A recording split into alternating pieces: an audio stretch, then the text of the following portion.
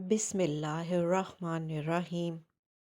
السلام علیکم ورحمۃ اللہ وبرکاتہ۔ دعا اللہ اور بندے کے درمیان ایک بہت خوبصورت تعلق ہے۔ آپ کو کچھ چاہیے، آپ فوراً سے رب سے مانگ لیں۔ آپ کسی خوف میں مبتلا ہیں، آپ اللہ سے پناہ مانگ لیں۔ آپ کو کہیں جانے کی ضرورت نہیں ہے، رب آپ کی شہرک سے بھی قریب ہے۔ آپ کو اسے ڈھونڈنا نہیں پڑتا، اس سے مدد کے لیے لمبی قطاروں میں کھڑا نہیں ہونا پڑتا۔ آپ کے دل میں ایک خواہش اٹھی اور آپ نے اللہ سے اسے مانگ لیا، کیونکہ آپ جانتے تھے کہ اللہ تو خالق ہے، وہ کچھ بھی آپ کے لیے پیدا کر سکتا ہے۔ جیسے حضرت زکریا علیہ السلام نے بڑھاپے کی انتہا کو پہنچ کر اپنے رب سے ایک وارث کی دعا کی تھی اور ان کی دعا سن لی گئی تھی۔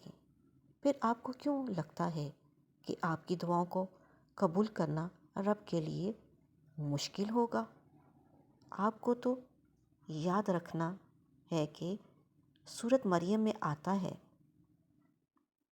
اور اے میرے پروردگار، میں تجھے پکار کر کبھی نامراد نہیں رہا۔ پتہ ہے اللہ کی سب سے خوبصورت صفت کیا ہے؟ ہم مجبور ہو کر اس کی نہیں مانتے، اور وہ با اختیار ہو کر ہماری مان جاتا ہے۔ ہم غفلتوں اور گمراہیوں سے بھرا دل لے کر اس کو پکارتے ہیں تو وہ دھتکار نہیں دیتا، انکار نہیں کرتا، پچھلی توبہ یاد نہیں دلاتا، گناہوں کا حجم نہیں بتاتا، رد نہیں کرتا، اٹھا نہیں دیتا، بھگا نہیں دیتا، بس دلوں میں اترتا ہے، نیتوں کو پڑھ لیتا ہے، ندامت کو دیکھ لیتا ہے، بندگی کو بھانپ لیتا ہے، خوش ہو جاتا ہے، احسان کرتا ہے، دل میں نور اتارتا ہے اور معاف کر دیتا ہے۔ اللہ اکبر۔ ہر چیز کو زوال ہے، تمہارے انتظار کا بھی زوال ہوگا۔ کس شکل میں ہوگا، یہ سوال دل میں اٹھتا ہوگا کہ کیا میرے اس طویل انتظار کی کوئی منزل بھی ہوگی کہ نہیں؟ منزل ہوگی نہیں، منزل ہے۔ انتظار کا صلہ قبولیت ہے، تمہاری دعاؤں کی قبولیت، ریاضت انعام میں ڈھل جائے گی، دل اطمینان پالے گا۔ کب جاننا چاہتے ہو؟ تب جب تم رب کو تنہائیوں میں پکارنے لگو گے، جب تم اس کے در پر سجدہ ریز ہونے لگو گے، جب دل بے خوف ہو کر امید سے جاگے گا، اور جب تمہارا یقین کامل ہوگا۔ ہاں تب اللہ ہمیں کبھی بھی کچھ بھی کسی سے مقابلہ کر کے عطا نہیں کرتا۔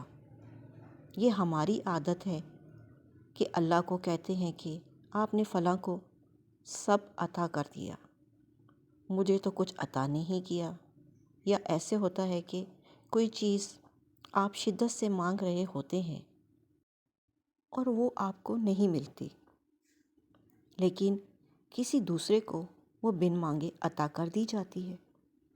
ایسا پتہ ہے کیوں ہوتا ہے؟ ایسا اس لیے ہوتا ہے کہ وہ چیز دوسرے کے حق میں بہتر ہوتی ہے، اور اس میں آپ کی طرح اس چیز کو پا لینے کی جستجو نہیں ہوتی، اس لیے وہ چیز اس فلاں شخص کی آزمائش نہیں بنتی اور اس کو عطا کر دی جاتی، یا وہ چیز فقط اس کا نصیب ہوتی ہے جو اس کو آسانی سے مل جاتی ہے۔ اللہ کے پیمانے ہماری طرح کے تو نہیں ہے نا۔ یہ مقابلے بازیاں تو ہم انسان کرتے ہیں، وہ تو بہترین نوازنے والا ہے اور ہر بندے کو بنا تفریق عطا کرتا ہے۔ بے شک کبھی سوچا ہے اگر اللہ نے تمہاری دعا قبول نہ کرنی ہوتی تو وہ تمہارے دل کو ایک ہی دعا پر کیوں روک دیتا؟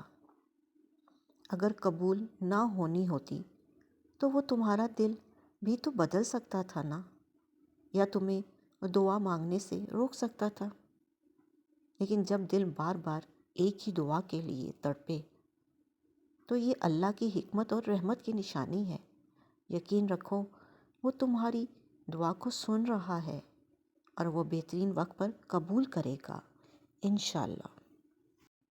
تم گھبراتے کیوں ہو؟ تم گھبراتے کیوں ہو اپنے مقدر کے فیصلوں پر؟ کیا تم نہیں جانتے کہ تمہارا رب غفور الرحیم ہے؟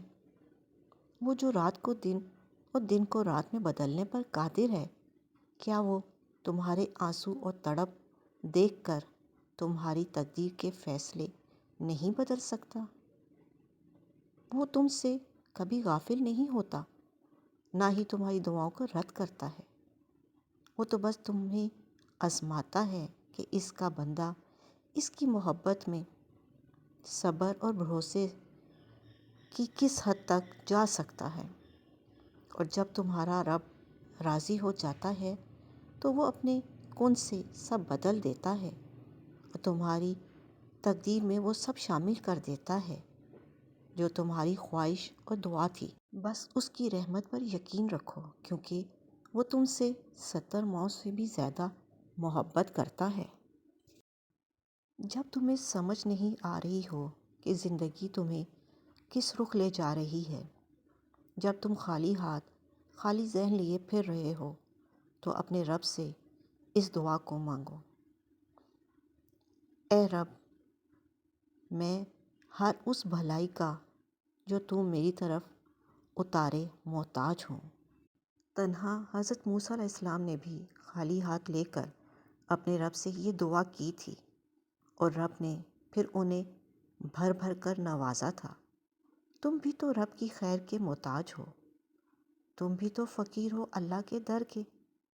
تم کیوں نہیں مانگتے پھر رب سے: اے رب، میں ہر اس بھلائی کا جو تم میری طرف اتارے محتاج ہوں۔ بے شک اللہ تعالیٰ کہتا ہے کہ تم مجھے یاد رکھو، میں تمہیں یاد رکھوں گا۔ لیکن تمہارے یاد رکھنے کی دلیل یہ نہیں کہ میں تمہیں مالدار بنا دوں گا، بلکہ اس کی دلیل یہ ہے کہ میں تمہارے دل کو سکون دوں گا۔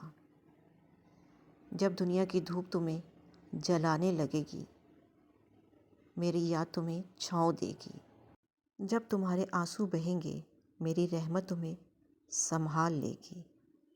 بس تم میرا ذکر کرتے رہو، میں تمہیں بے قرار نہیں ہونے دوں گا۔ دعا کرنے والا انسان دعا کرنے والا انسان سمندر اور پہاڑوں سے زیادہ مضبوط ہے۔ بھلے سجدے میں گر کر رو رہا ہو، درد سے بلک رہا ہو، وہی اصل بہادر ہے، کیونکہ اس کا ایمان مضبوط ہوتا ہے کہ اللہ اسے دے گا، چاہے لوگ اسے کچھ بھی کہیں۔ اپنا اور اپنوں کا خیال رکھیں، خوش رہیں، خوشیاں بانٹیں۔ اللہ نگہبان۔